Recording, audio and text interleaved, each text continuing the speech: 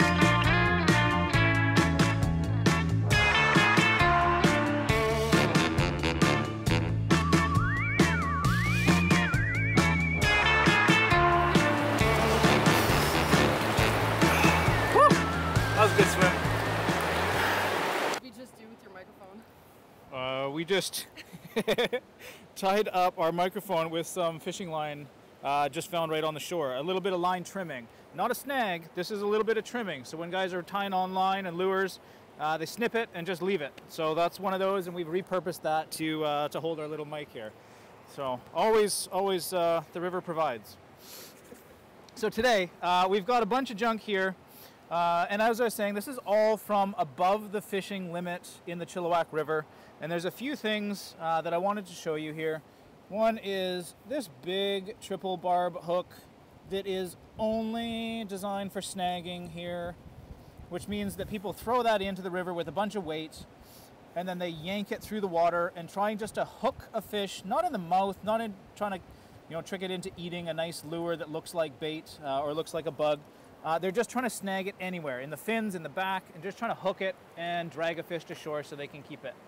I grew up swimming around here and playing in the valley, and it's different when you're underwater. So when you're above water, everything looks clean and pristine. But when you're under, you see all the stuff that everybody leaves behind and all the stuff that people can't see from the surface.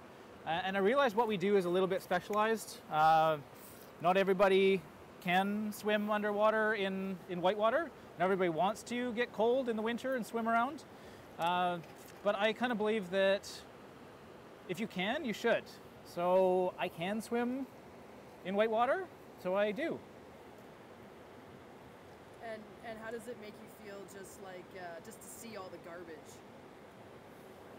I guess the parent in me says that I'm not mad, I'm just disappointed because so much of it is preventable. I realize that snags are unavoidable when you're fishing, and I get that. But let's take a little different look at it. And as I mentioned before, fishermen, you're standing here for hours on end. You're standing looking at your toes, trying to get your footing. And let's take a look right here.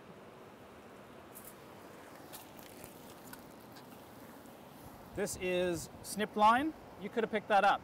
This is the package for float stoppers.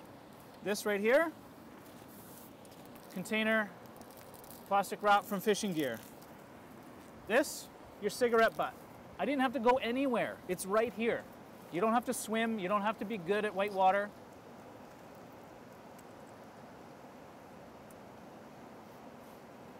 You just got to steward your place. These are your fish you're trying to catch. And if you're leaving all this shit here, it's not doing them any good. Like I just can't. I just can't. There's line everywhere. There's line there. There's line here. Look at this, guys. You got to do better.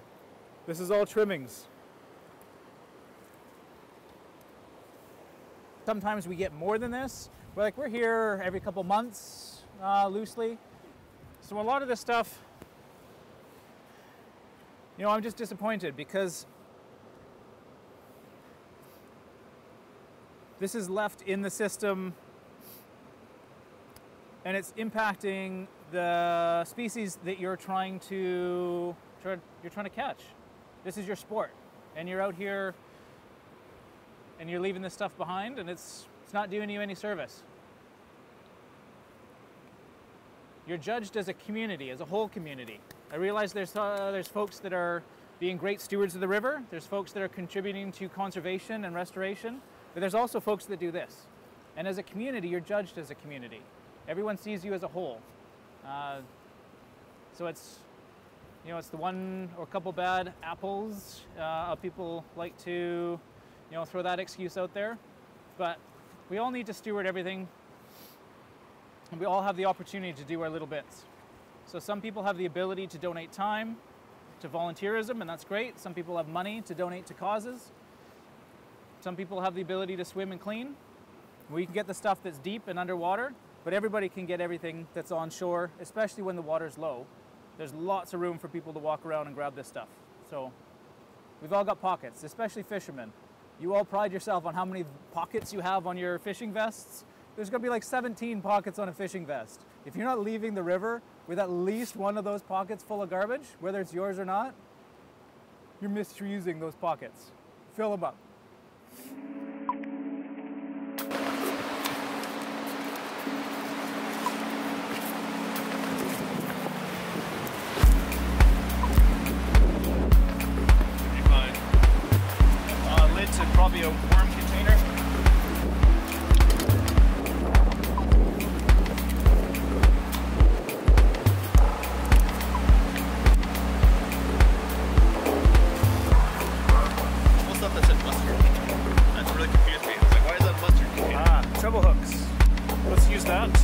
Store some of our junk.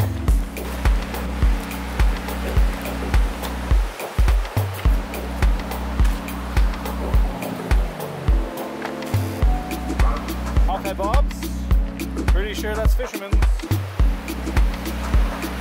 What do we got here? Performance fishing lines. High performance when left behind. 1, 2. I don't know what that is. That's weird. More snippings. Oh yes. Drinking and fishing. Favorite pastime. That's fine. Just take your junk with you. Cigarettes. Great pastime when you're fishing, but take them with you. Again, pockets. Stuff them out on a rock. They're cold. They won't burn you. Put them in your vest. No escape hooks. Oh, nice. Full spool is a line. We know where that ended up. It's abrasion resistant. Okay, I think it's important to say that all fishing stuff, I'm not against fishing. I used to fish until I found all this stuff. Now I just enjoy looking at them underwater. But this is the legacy you guys are leaving, and this is what I'm challenging you to step up and just do, you know, a couple minute cleanup as you're walking to your site. The stuff is all available, and you can probably save yourself a lot of money, because I just found that lure. I'm going to dip them.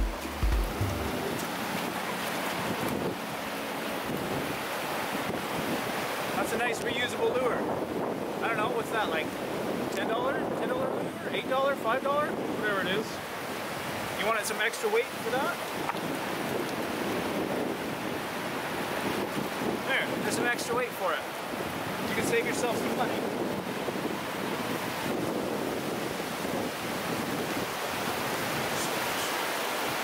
By just grabbing some of the stuff on shore and maybe reusing it.